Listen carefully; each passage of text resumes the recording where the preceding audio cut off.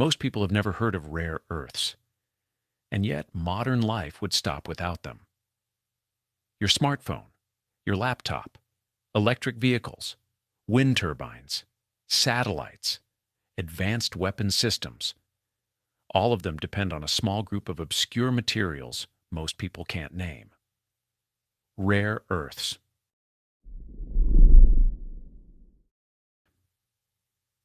So what are rare earths exactly? Rare earths are a group of chemical elements used to make modern technology work. They are essential for strong magnets, efficient batteries, high-performance motors, and precision electronics. Without them, phones would be bulkier, electric vehicles would be less efficient, renewable energy would scale more slowly, and advanced defense systems would not function. Despite the name, rare earths are not actually rare in the Earth's crust. What is rare is the ability to extract them, separate them, and refine them into usable materials at industrial scale. That process is expensive, environmentally damaging, and technically complex. And that is where control begins. In your opinion, what is the real bottleneck? Mining, processing, or technology itself? Rare earths sit at the foundation of modern technology. But unlike oil or gas, they are not traded freely on global markets. Their supply is highly concentrated, not just geographically, but industrially. Today, one country dominates this system: China. For decades, China invested early and aggressively in rare earth mining and processing. Not because it had the best technology at the start, but because it was willing to accept costs others avoided.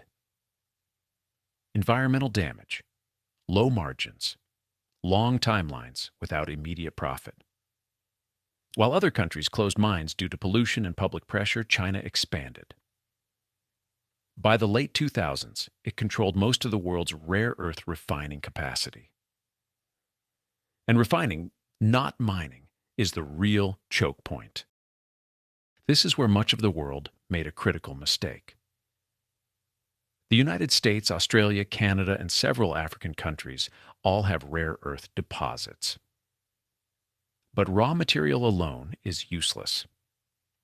Today, many countries still ship unprocessed rare earth ore to China, only to buy it back as finished materials used in their own industries. In other words, they have resources, but not control. The risk of this system became clear in 2010. During a diplomatic dispute with Japan, China restricted rare earth exports. Prices spiked, supply chains froze, manufacturers panicked. It wasn't a long shutdown, but it was long enough to send a signal. Rare earths were no longer just commodities. They were strategic leverage. Since then, the global race to reduce dependence has accelerated. Well, the United States is funding domestic extraction and refining projects. Europe is scrambling to secure supply chains.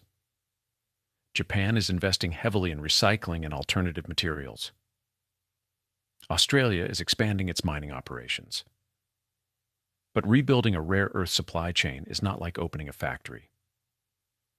It takes years of environmental approvals, billions in capital, specialized engineers, and long-term buyers willing to commit. This is slow, unglamorous work, and most countries are starting decades behind. There is also a deeper geopolitical layer to this battle. Rare earths sit at the intersection of climate policy, military power, and industrial competitiveness. Green energy depends on them. So does advanced defense technology. So does economic independence. That creates a painful trade-off.